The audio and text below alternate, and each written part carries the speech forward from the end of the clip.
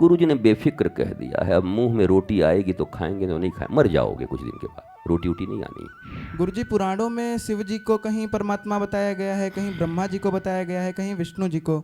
ऐसे में भक्तों की दुविधा कैसे दूर हो? वो आत्मा को जानते हैं या नहीं? नहीं जानते तो पहले आत्मा को जानो, फिर परम आत्मा की बात करना। या ऐसे ही मन में कोई प्रश्न आ गया है? गुरुदेव, जब आसपास के नकारात्मक वातावरण से या खुद की गलतियों द्वारा हृदय दुखी हो जाए तब क्या करें? नकारात्मक शक्तियां तुम्हें खींचती हैं तो उनकी तरफ ध्यान दे करके पहले खुद पर ध्यान दो, तुम स्वयं नकारात्मक हो। आज की इस दिव्य सत्संगी श्रृंखला जिसका नाम है प्रश्न से प्रेरणा तक, आज हम सबको गुरुजी का परम सानिध्य प्राप्त हो रहा है और उनके श्रीमुख से हम अपने द्वारा लिखे गए प्रश्नों के उत्तर प्राप्त करेंगे। गुरुदेव, आज का प्रश्न है, मुकुंद जी हैं दरभंगा बिहार से। गुरुजी पुराणों में शिव जी को कहीं परमात्मा बताया गया है, कहीं ब्रह्मा जी को बताया गया है, कहीं विष्णु जी को। ऐसे में भक्तों की दुविधा कैसे दूर हो?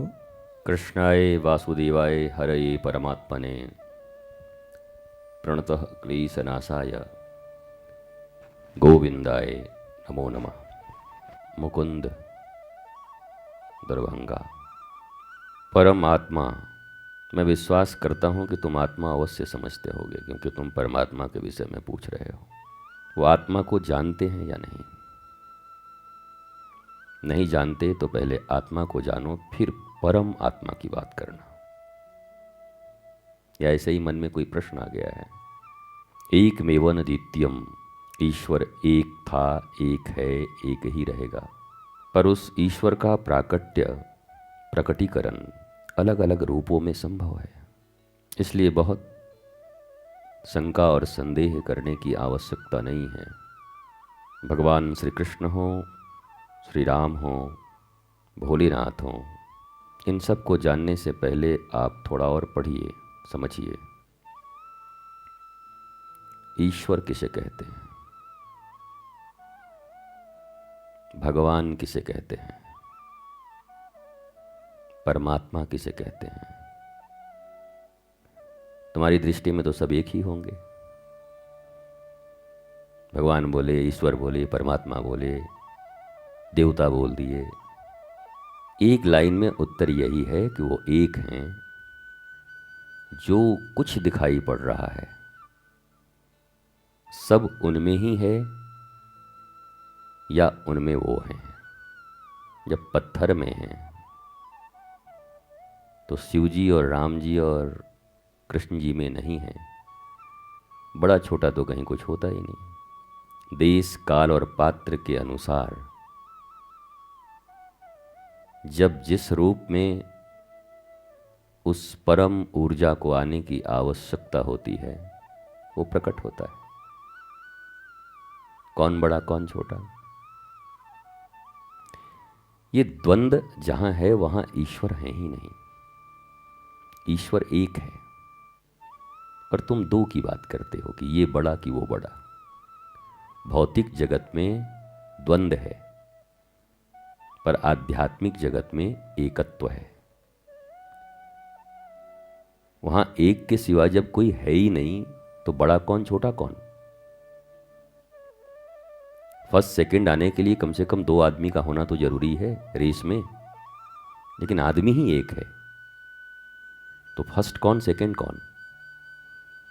मेरी दृष्टि में ये प्रश्न कौतूहल का विषय है। मेरी मानो तो तुम आत्मज्ञान के लिए थोड़े परिश्रम करो, सेल्फ रियलाइज्ड पर्सनालिटी बनो। अपनी आत्मा को पहचानोगे, तुम्हारे जीवन के सारे द्वंद्व समाप्त हो जाएंगे। रसगुल्ले पर प्रवचन उसके कुछ कुछ रूप गुण के विषय में बता सकता है, पर संपूर्ण जानकारी तो खाने के बाद ही होगी। जीभ पे आया नहीं कि सब लिखा हुआ फेल हो जाएगा। मीठा लगता है, स्पंजी होता है और खाए तो लोग आहा, इसी को आत्मज्ञान कहते हैं। जो खाए उन्हें संत कहते हैं, सिद्ध। सुजान। इसलिए उनकी मस्ती देखो कभी, कैसे मस्त होते हैं वो। मेले में अकेला, अकेले में मेला। तो मेरा एक ही रिक्वेस्ट है तुमसे कि तुम, बड़ा छोटा तो कोई होता नहीं, दो होते तो मैं ज़रूर बताता। बस इनको जानने का या समझने का या बोध में लाने का प्रयत्न करो और एक सद्गुरु का चुनाव करो। रियल स्पिरिचुअल मास्टर वो मिलेंगे तो तुम आत्म रूप से समृद्ध हो जाओगे। अभी तो भगवानों में बड़े छोटे कौन हैं, ओरिजिनल कौन हैं, फिर ये भी फूफा अच्छे हैं कि मौसा अच्छे हैं, ये भी द्वंद्व दूर हो जाएगा। फिर जीवन में ये कंपनी अच्छी है कि वो कंपनी, वो भी द्वंद्व दूर हो जाएगी। प्रारंभ करो, आत्मज्ञान की विद्या लो। उससे कम में कोई उत्तर देना मेरे लिए बेईमानी होगी और तुम्हारे लिए सुनना भी बेईमानी होगी। श्रेष्ठ सद्गुरु के शरणागति और प्रपत्ति में आत्मज्ञानी बनने का प्रयत्न करो। वो तुम्हारे भीतर ही हैं, तुम ही हो, कोई दूसरा है भी नहीं। कभी कभी कोई मनुष्य कह देता है ना मैं भगवान हूं, तो लोग चिढ़ जाते हैं, मैं भगवान हूं। चिढ़ते क्यों हो? जब वो कण कण में है तो तुम में क्यों नहीं है? तुमने इतने पाप किए हैं कि तुम में नहीं है, तुमसे उसको चिढ़ है। वो तो जिंदा में भी है, मुर्दा में भी है, पत्थर में भी है, रेत में भी है, पेड़ में भी है, हवा में भी है। तुम में क्यों नहीं है? और तुम ही क्यों नहीं हो? ईश्वर अंश जीव अविनाशी, तुम स्वयं तो वही हो। कभी कभी हम सुनते हैं ना कि वो बैठा सब देख रहा है। कहां बैठा है?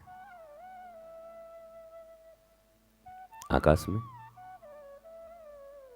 आकाश नाम का तो कोई शब्द होता ही नहीं।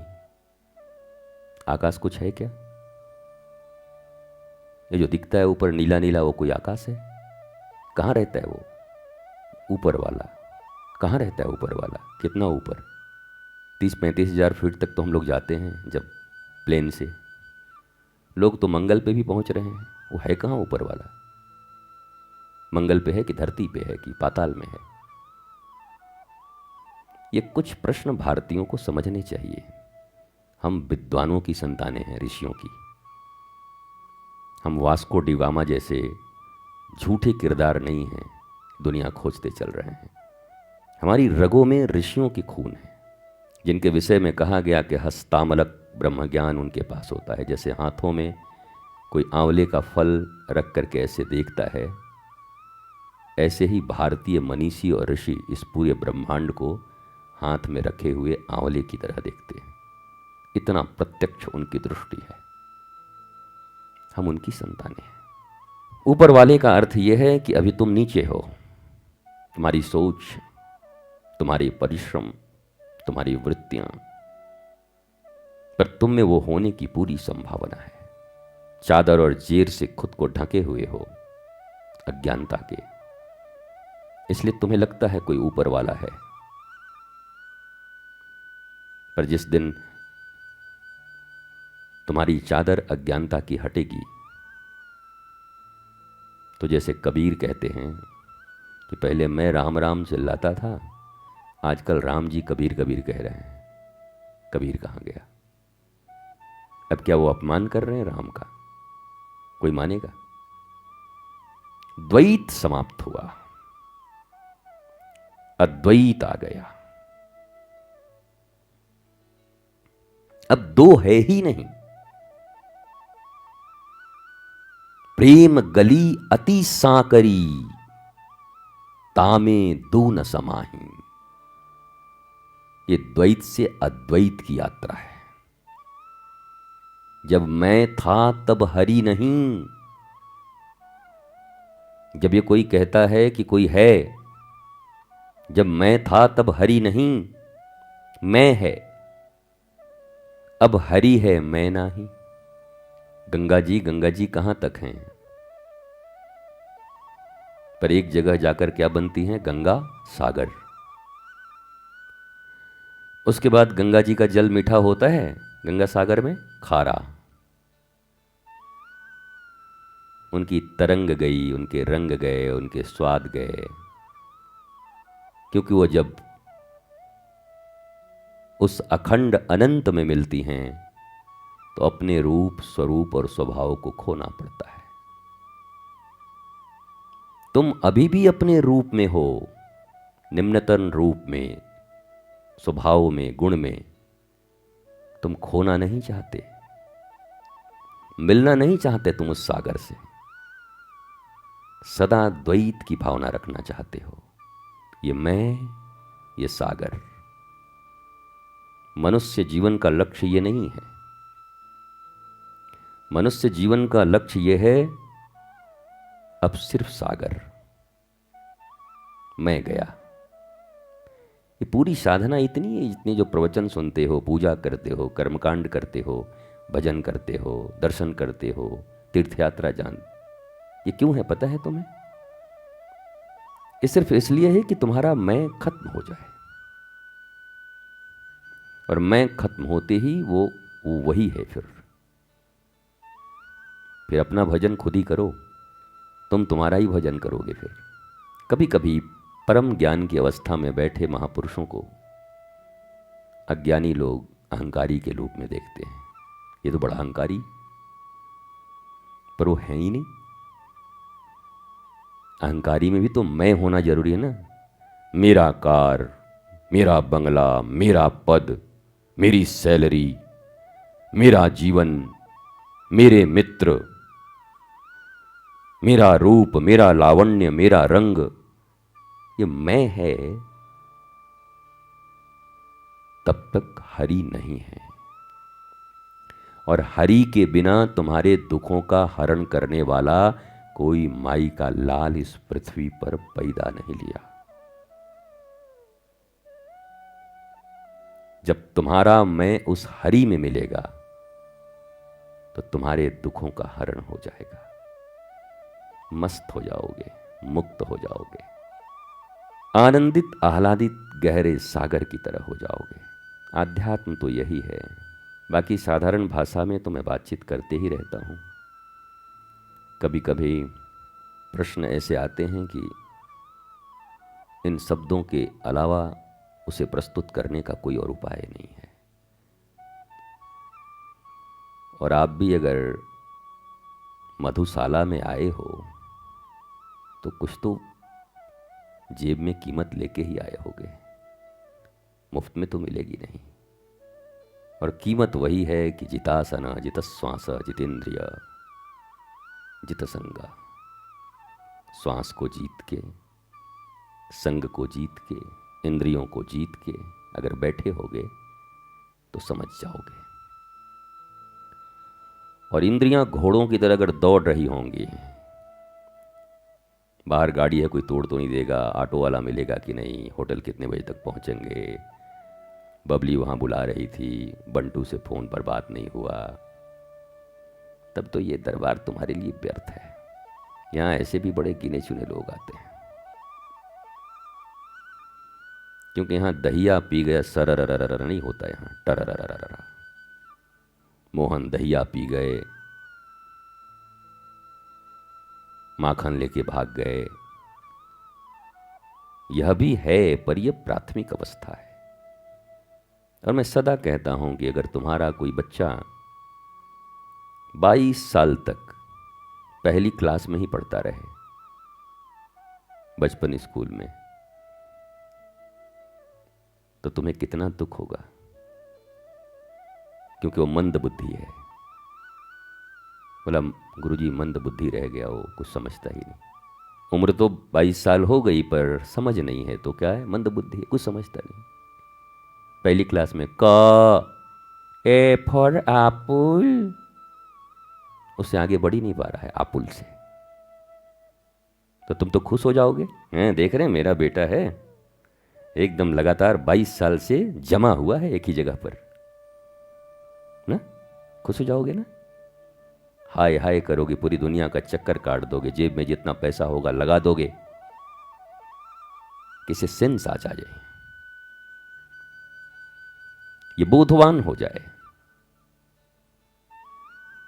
तुम्हारी ये पूजाएं, तुम्हारी ये कर्मकांड, तुम्हारे ये चक्कर, तुम्हारी ये फेरियां, तुम्हारे मस्तक पर छपे ये निशान, इन सब का आवश्यकता है। पर जब तुम 1 वर्ष के हो तब, 2 साल के, 3 साल के हो तब तक, अर्थात प्रारंभिक, कुछ आगे भी तो बढ़ो। कि जन्म भी यहीं लिए थे और इसी को करते करते निकल जाओगे हाय हाय करते, फिर दूसरे जन्म में कुछ मिलेगा।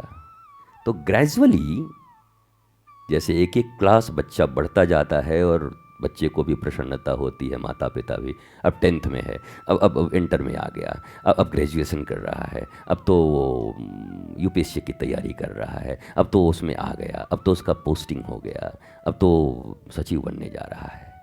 अच्छा लगता है।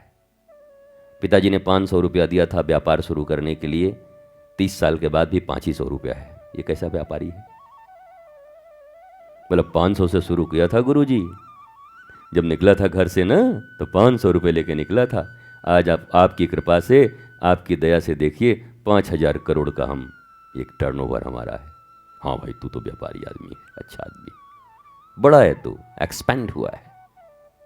विराटता, विशालता, एक्सपेंशन, कंजर्वेटिव होना, संकुचित होना, संकीर्ण होना। हमारे गुरु हमसे कहते हैं कि इस दुनिया का सबसे बड़ा पाप है संकीर्ण होना, मीन माइंडेड। और इस दुनिया का सबसे बड़ा पुण्य है विशाल और विराट होना। सब में वही, उसी का दर्शन होना। यहां अपना पराया कोई नहीं, मां सब पे है उपकार तेरा, मेरे देश की धरती। सुना है ना? हाँ। जब सब अपने लगने लगे, हम इस एक्सपेंशन तक और विराटता तक पहुंचने के लिए धर्म, आध्यात्म, गुरु, इन सबको चुनते हैं। मेरी भी शुभकामना है कि तुम विराट बनो, बड़े बनो, द्वंद्वों से मुक्त हो जाओ और निर्द्वंद होकर एकत्व में स्थित हो जाओ। ये राम बड़े कि कृष्ण बड़े कि भोलेनाथ बड़े कि देवी बड़ी कि दुर्गा बड़ी कि काली बड़ी कि शीतला बड़ी, ये कहां चक्कर में फंसे हो? तुम कितने बड़े हो? कुछ अपनी बड़ाई भी देख लो। तुम भगवान की बड़ाई में इतना, आदमी कितना बड़ा समझता खुद को, भगवान को भी, ईश्वर को भी कह रहा है कौन बड़ा, जरा हम जरा जानना चाहते हैं कौन बड़ा। बस ये जानने वाले और या भेदभाव करने वाले छोटे हैं, इतना मैं जरूर जानता हूं।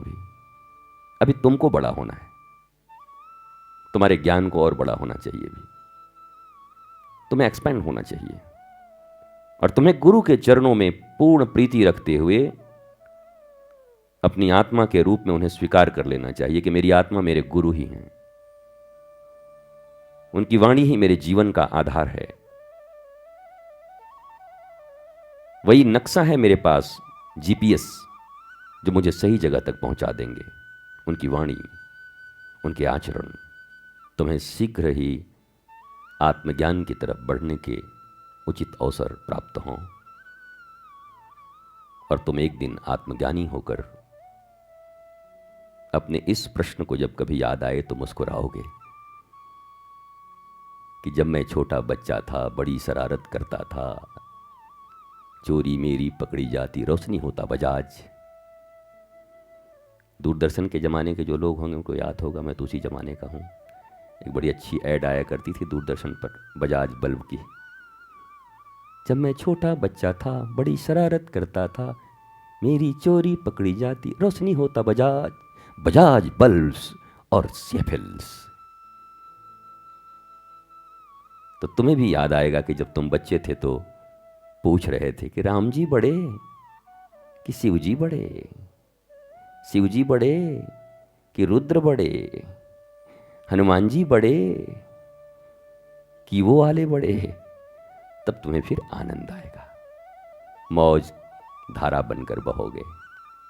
गुरुदेव, जब आसपास के नकारात्मक वातावरण से या खुद की गलतियों द्वारा हृदय दुखी हो जाए तब क्या करें?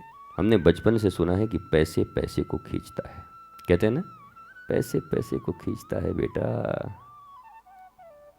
फिर कहते हैं अपने अपने की तरफ जाता है बेटा। नकारात्मक शक्तियां तुम्हें खींचती हैं तो उनकी तरफ ध्यान दे करके पहले खुद पर ध्यान दो। तुम स्वयं नकारात्मक हो और तुम उस नकारात्मकता को कैसे दूर करोगे, बस उसके लिए अपने गुरु से पूछो कि मेरा जीवनचर्या कैसा होना चाहिए। दुनिया की नकारात्मकता के कारण तुम नकारात्मक हो, ये तो तुमने अपने आप को प्रोटेक्ट कर लिया कि मैं तो अच्छा था जी, महान था, लेकिन अब क्या ही करूं, ये वातावरण ने मुझे खराब कर दिया। क्या जी क्यों दुबले क्यों शहर के अंदेशे से।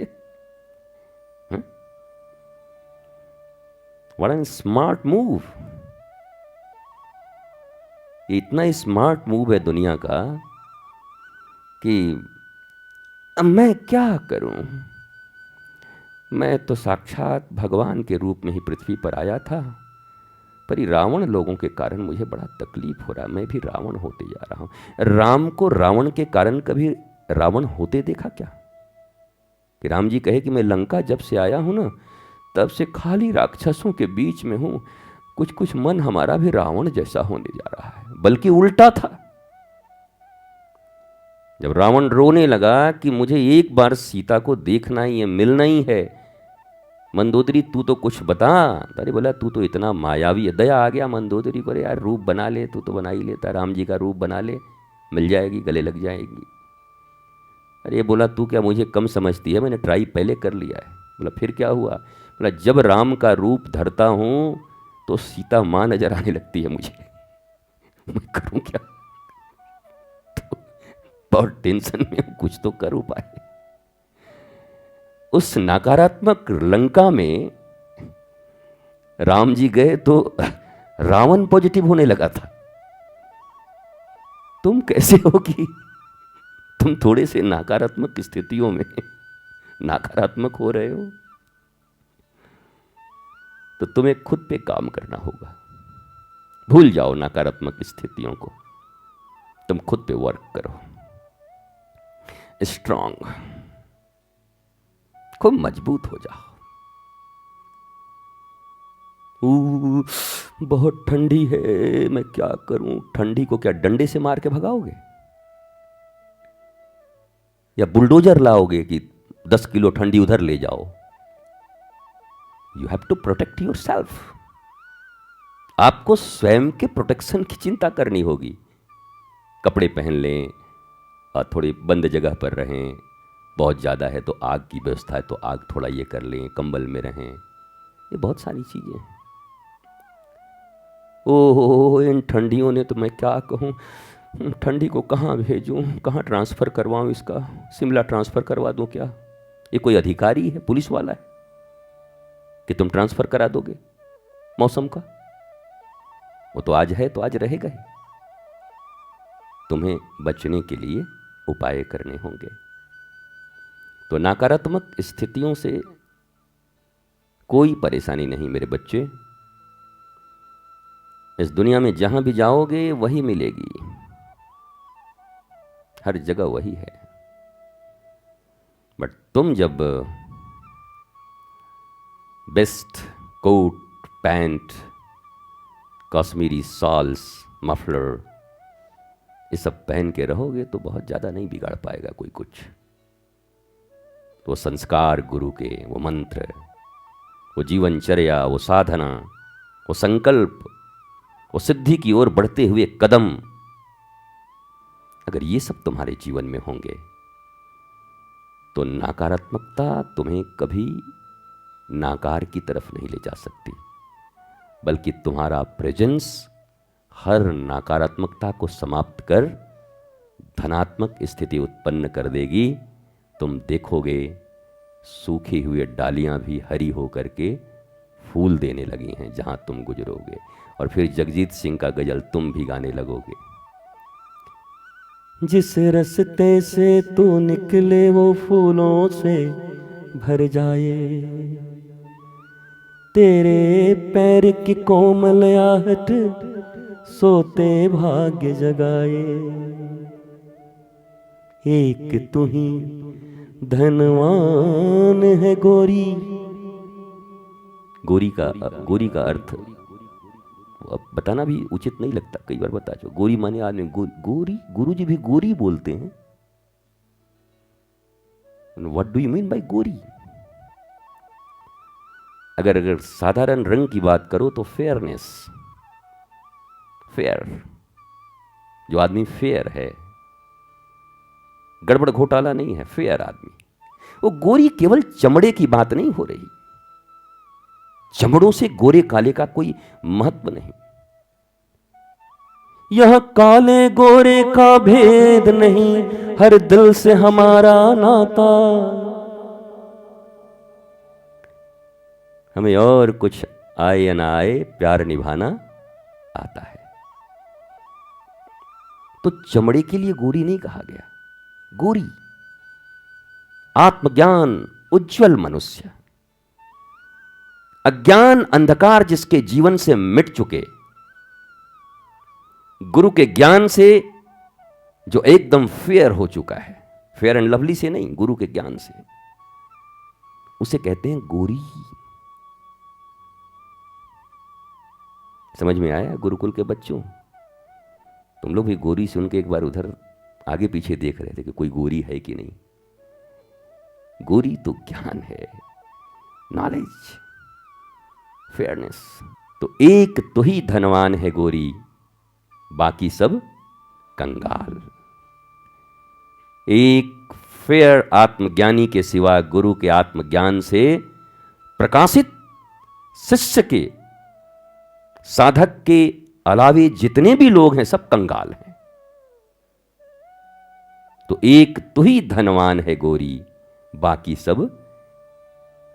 और वो उस रास्ते में नहीं जाता जहां पहले से फूल खिले हो। जगजीत सिंह का सुनना जरा, जिस रास्ते से तू गुजरे वो फूलों से भर जाए। फूलों से भरे हुए रास्ते पर चुनना तो बड़ा आसान है। तो पूरी पृथ्वी पर फूल कहां मिलेंगे तुम्हें? कांटे भी। गुलाब एक लगता है, 1000 कांटे होते हैं उसमें, पर उसे पौधा गुलाब का ही कहते हैं, कांटों का नहीं कहते। संख्या तो कांटों की ज्यादा है। अगर बहुमत का जमाना डेमोक्रेसी का होता तो कांटों ने आज स्ट्राइक कर दिया होता। No no no no no, इसको गुलाब का पौधा कैसे तुम कहोगे? कांटों का कहो, फूल का नहीं है ये। हमारी संख्या ज्यादा है। जिसकी जितनी संख्या भारी उसकी उतनी भागीदारी। आज से इसका नाम कांटों का पौधा रहेगा। तो जिस रास्ते से तू गुजरे वो फूलों से भर जाए। मेरे प्यारे, तुम यही तो कह रहे हो ना कि वहां नकारात्मक शक्तियां हैं, तो तुम्हारे होते फिर नकारात्मक कैसे हैं? फूलों से भर क्यों नहीं गई? क्या तुम भी कांटों से भरे हुए हो? तुम्हें भी वो खुजली है? तो ज्ञानवंत होने की चेष्टा करो, फॉलो करो अपने स्पिरिचुअल मास्टर को, सरेंडर करो उनके लोटस फीट पे, कमलवत चरणों में संपूर्ण शरणागति प्रपत्ति। और फिर तुम भी गोरी बनो। और फिर कंगालों के बीच जब तुम जाओगे तो उनको भी गोरी बनाते जाओगे। खुद गोरी बन के बैठ मत जाना, कंगालों के बीच जाना और उन्हें गोरी बनाते रहना। हर संत का यही जीवन है। संत तो मुक्त हो गया होता है, भगवत प्राप्त है, उसे फिर समाज में आने की क्या आवश्यकता है? उसे फिर गली गली, नगर नगर, डगर डगर क्यों दौड़ता है वो? क्योंकि वो गोरी है। और गोरी जहां जहां जाएंगे ना तो फूल खिलते जाएंगे। और सोते भाग्य, जिनके जिनके भाग्य सोए हुए हैं, वो खुद से जगते जाएंगे। उत्तिष्ठत जागृत प्राप्य वरान्य निबोधता। बस यही भावना है। निराश मत रहो। मुझे विश्वास है कि तुम गुरु की सन्निधि में एक दिन ऐसी गोरी बनोगे कि जहाँ जाओगे वहाँ फूल ही फूल खिलेंगे। फिर यह शिकायत न होगी, बल्कि तुम आह्लादित होगे।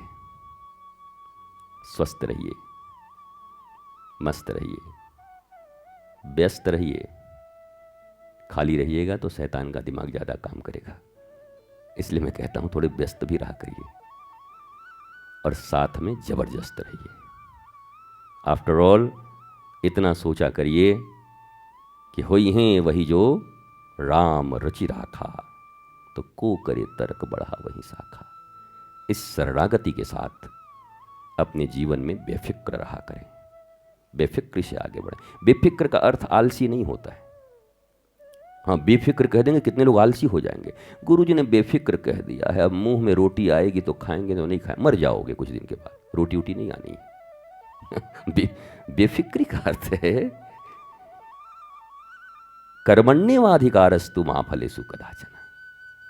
हम सत्कर्म करेंगे पर हम फल की चिंता नहीं करते, क्योंकि मुझसे अच्छा वो जानता है कि मेरे लिए फल क्या होगा।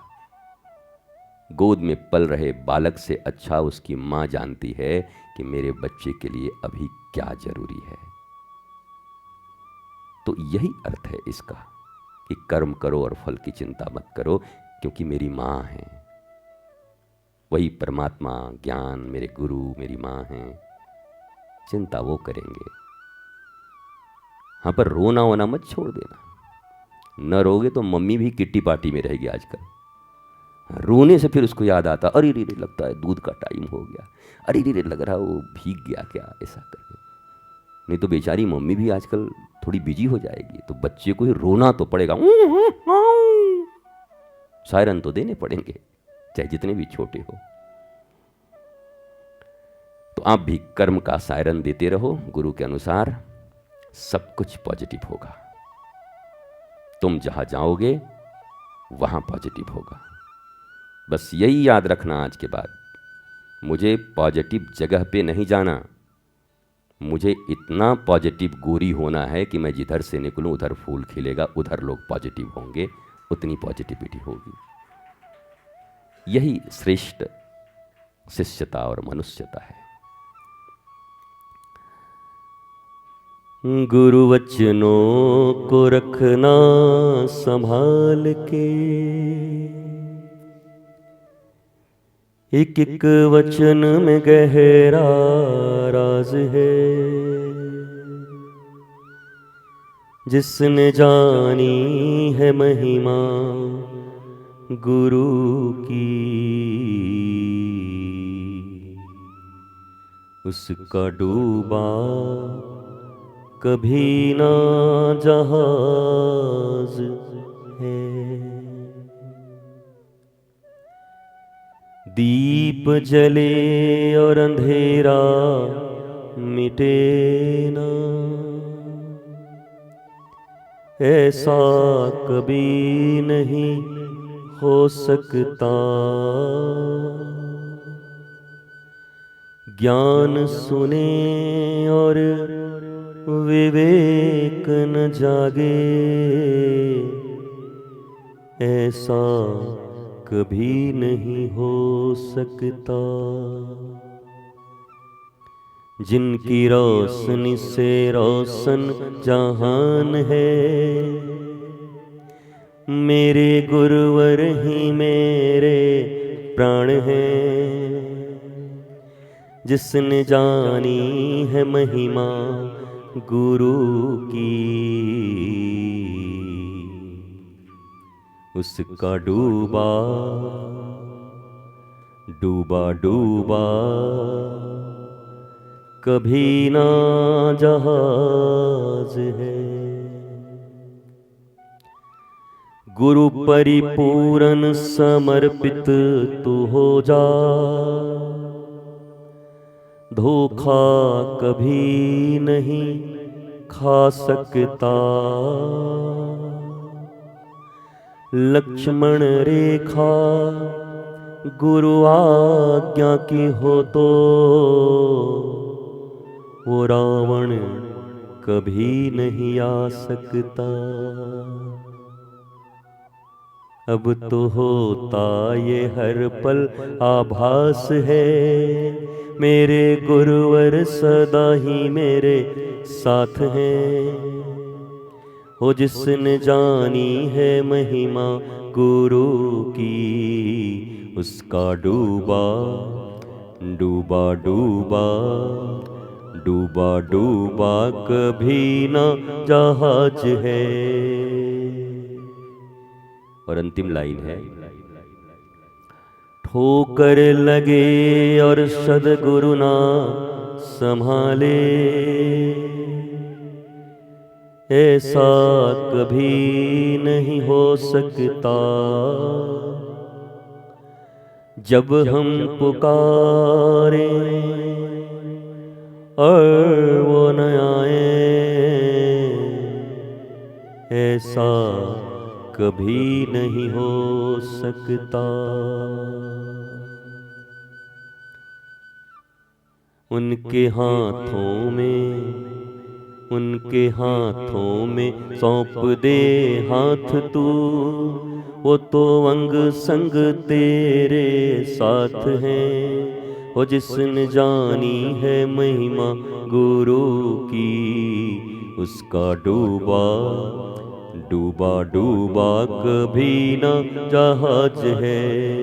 गुरु वचनों को रखना संभाल के, एक एक वचन में गहरा राज है। हो जिसने जानी है महिमा गुरु की, उसका डूबा कभी न जहाज है। बिन गुरु ज्ञान कहाँ से पाऊं,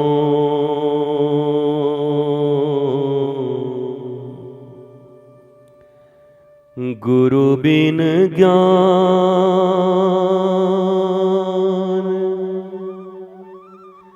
कहाँ से पाऊं, कहाँ से पाऊं। बिन गुरु ज्ञान कहाँ से पाऊं। दीजो दान मेरे गुरुवर, मैं सदा ही तेरो गुण गाऊं।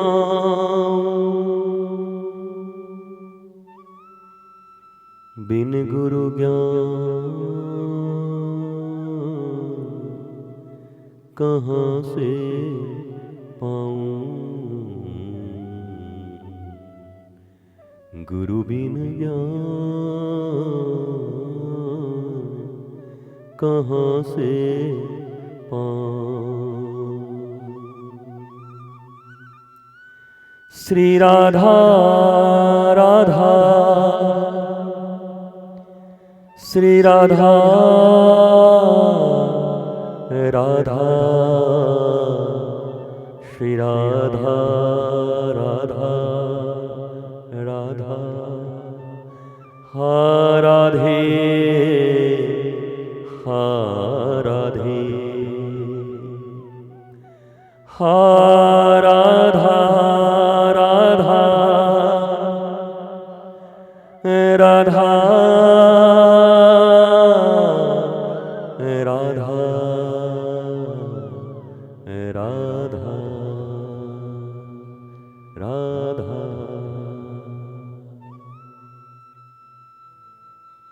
रंग महल के 10 दरवाजे,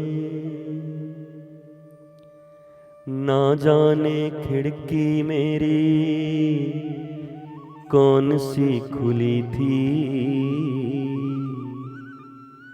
मोरे सैया मोरे प्रीतम मोरे गुरुवर निकस गए, मैं ना लड़ी थी।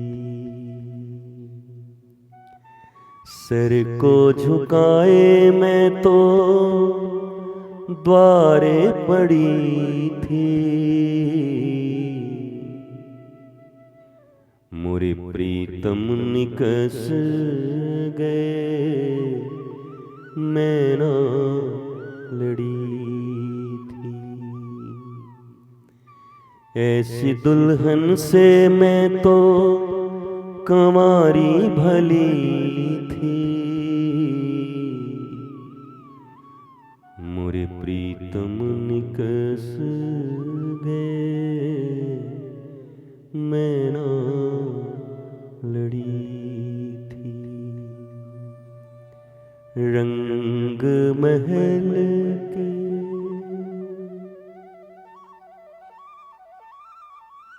ये रंग महल अपना शरीर ही है। इसमें 10 दरवाजे 10 इंद्रियां हैं, और इन दरवाजों पर अगर गुरु की आज्ञा, सत्संग और विवेक न रहा तो न जाने खिड़की कौन सी मेरी खुली थी। मेरे गुरुवर निकस गए और मैं ना लड़ी थी। सर को झुकाए मैं तो तेरे द्वारे पड़ी थी। सर झुकाना ही सब कुछ नहीं होता। सर को झुकाए मैं तो तेरे द्वारे पड़ी थी, पर सैया निकस गए मैं ना लड़ी थी। वो कब निकल गए मुझे पता ही नहीं चला, और वो इसलिए नहीं चला क्योंकि इन 10 खिड़कियों में तुम्हारी कोई खिड़की खुली थी। खिड़की खुली होनी बुरी बात नहीं है, पर पहरेदार तो ठीक हो। पहरेदार अगर कुमति है, कुसंग है, तो उसी खिड़की से गुरु निकल जाएंगे, गोविंद निकल जाएंगे। पर पहरेदार अगर सुमति है, सत्संग है, गुरु की वाणी है, तो उस खिड़की से निकलेगा कोई नहीं, बल्कि ठाकुर जी होंगे तो राधा रानी और चली आएंगी पीछे से कि अरे ठाकुर कहाँ गया। फिर हृदय में उन्हीं का वास होगा। नारायण होंगे तो लक्ष्मी भागी चली आएगी, अरे मेरे नारायण कहाँ गए। खिड़की खुली हो बुरी बात नहीं है, पर खिड़की पे पहरेदार हो ऐसा जिसको पता हो कि किसे आने देना है और किसे नहीं आने देना है, किसे बाहर जाने देना है और किसे नहीं जाने देना है। पहरेदार का काम यही है। तेरी गठरी में लागा चोर मुसाफिर जाग जरा। सबकी गठरी में चोर लगे हैं, पर मुसाफिर जगा रहेगा तो चोर भागा रहेगा, और मुसाफिर सोया तो चोर लेके भागेगा, फिर बचेगा नहीं कुछ। शुभकामना वृक्ष पे जलाई गई दीपक आपके जीवन में आपके दुखों, कष्टों और दारिद्र्य को मिटाएगी, ये मुझे पूर्ण विश्वास है। और यहाँ जो ज्ञान प्रदीप गुरु के मुख से प्रवाहित हुई और ये दीप जलाई गई तुम्हारे हृदय में, ये तुम्हारे अज्ञान, अंधकार, संकीर्ण मानसिकता इन्हें दूर करेगी, तुम्हें विराट बनाएगी, और तुम आनंदित, आह्लादित होगे, प्रसन्न होगे। नमन, वंदन, प्रणाम, फिर मिलेंगे।